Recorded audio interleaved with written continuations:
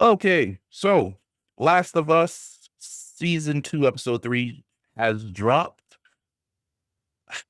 We've got thoughts. So there are aspects of this episode that I like, but overall, there's just this narrative that seems to be moving that I genuinely dislike. As somebody who's played the game, my favorite side character is Tommy. Tommy was moving like John Wick in Seattle. That man was on absolute fucking demon time. Not even 48 hours after Joel died, that boy was on his way to Seattle to fill up an entire morgue of just bodies because he was moving to get his hands on Abby. Um, it seems as though they are. I'm hoping that's not the case, but this recent episode really seems as though they're kind of putting Tommy on the back burner.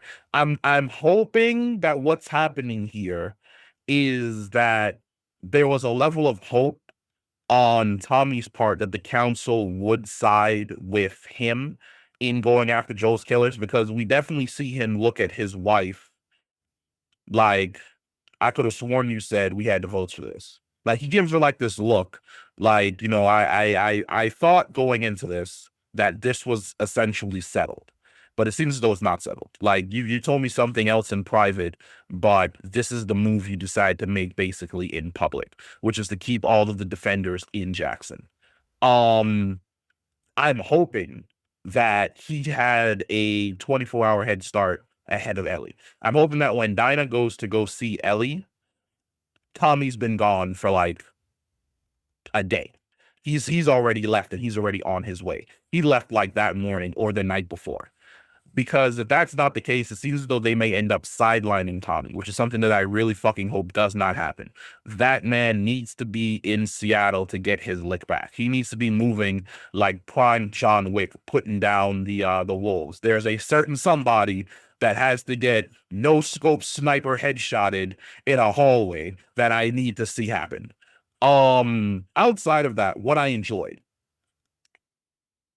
everybody they actually gave them um I would say real world healing because from the game really doesn't do a good job telling you just how much time passes. At least I don't remember off the top of my head. Somebody who's played the game recently, you can get down in the comments and you can let me know how much time passed in between, but it doesn't ever feel as though it was more than a week. It feels as though Joel dies on, let's say, Monday.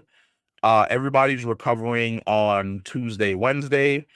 By Thursday, Tommy's already out the door and he's in Seattle. And then that Friday midnight, then later on at 3 a.m., Ellie's out the door and she's on the way to Seattle as well. It really felt as though it was like a really super quick progression of the story. Them actually scaling it back and having Ellie actually heal, and then having the council meeting, and then having Seth come in low key clutch to basically be the one to be like, no, if somebody comes into your motherfucking house and they spit in your eye and they harm somebody that you love, you got to get your lick back. He's definitely the number one. Like he did the additional things that the show has done with his character. I fucking love. I love the more attention that he's has essentially gotten. Um, Ellie's and Dinah's relationship dynamic seems weird. It really feels so. There was always the throuple, right? It was Ellie, Jesse, and Dinah. And it always felt as though the core of the relationship was Ellie and Dinah, and then Jesse was the hangers on. He was like the extra body, right? The show is doing the throuple thing again, but instead, the core of the relationship really seems to be Dinah and Jesse this time, with Ellie being the outlier of the throuple. Like she has a fantastic relationship with Jesse, where it really feels as though he's like something along the lines of like an older cousin or a big brother. And then she kind of has a flirty, will we, won't we type relationship with Dinah. But then Dinah's in a committed relationship with Jesse that's revealed at when they're camping in this episode, but at the exact same time, she's also flirting with the idea of a will we, won't we with Ellie. I don't know how I feel about that. I preferred the dynamic of Dinah and Ellie's relationship than the relationship kind of succeeding, but then also breaking down because of the decisions that are basically made later on in the game. Switching it around so that it's core relationship between both her and Jesse. Well, I think. Well, then again, when you honestly think about it, the decision to basically swap Tommy and Dinah, so that Dinah is the one who was with Joel when he dies, completely changes the motivation of Dinah's character, where she's on this journey. And we see that when she drops all that information in front of Ellie, like, we're taking this route and we're going over this thing, and then we're passing through this place in order to get to Seattle. This is their information, and da da da da da. That for the last 3 months when they've been in Jackson, she has been doing nothing but planning and plotting this entire thing. Dinah's been plotting this get back. Video game Dinah was very much with Ellie because she was in love with Ellie. And she wanted revenge for Joel, but the revenge for Joel wasn't as big as going with Ellie to basically keep an eye on her and keep her safe. This time around, Dinah is 100% in on the revenge, and going with Ellie because she's in love with Ellie isn't at the top of the ticket. It's like on the second page of the book of reasons as to why she's going on this trip. It's gonna take an episode or two more for me to figure out just how much I like this change. Um, Another thing, the introduction of the cultist. Didn't expect them this early. Didn't expect them to get wiped out. Well, a nice subsect of them to get wiped out this early either. It'll be interesting to see who exactly it was that killed them, because the argument that he makes is, what's chasing us, monsters being the cordyceps, and he responds, no, wolves. Of course, we think of the WLF, Washington Liberation Front, but at the exact same time, it could also be the other major faction of cultists, and these guys were kind of branching off and trying to get away, and they basically got ran down by the members of their organization that didn't want them to leave. But that's basically us sitting around to see how exactly that works itself out.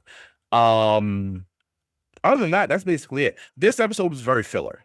I feel as though it's the episode that you drop that is the transition episode where there's something super heavy. Like, was Hard Home the last episode of Game of Thrones? Yes, it was.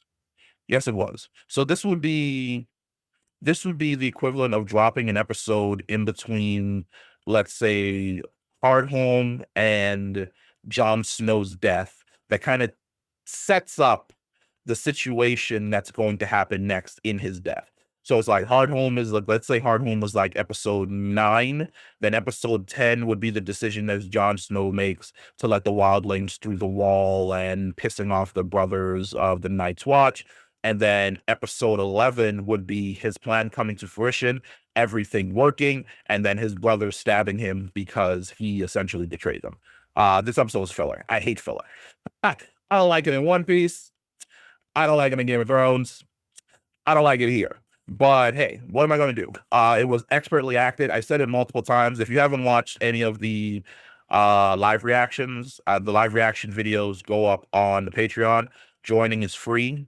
Um, if you've seen any of the live reactions, I've said it multiple times that Bella Ramsey's a fantastic actress. Like, when she has to do rage, when she has to do crying, when she has to like carry a scene emotionally, she's 100% there.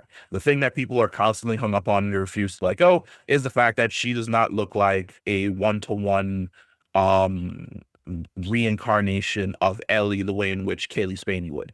And at this point, I'm over it. It annoyed me maybe in episode 1, but now I'm on episode 3 and I just don't care anymore. I'm basically here for the acting and I'm here for the story, even though I've played through the story multiple times in the video games. But let me know what you guys think about Last of Us season 2 episode 3.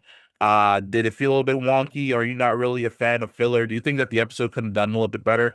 have you, and as somebody who in my first video review for the season said that they enjoyed the changes that they made, are you in a situation where you do not like the current changes? Like the subtle changes that they did in the first one, yes. The Tommy and Dinah switch, yes. But are there certain changes that you're starting to see that are kind of bugging you? Because there are a few changes I'm like, that is not as good as I thought it was going to be. But let me know what you guys think. Comment down below, and I'll catch you in the next one. Peace.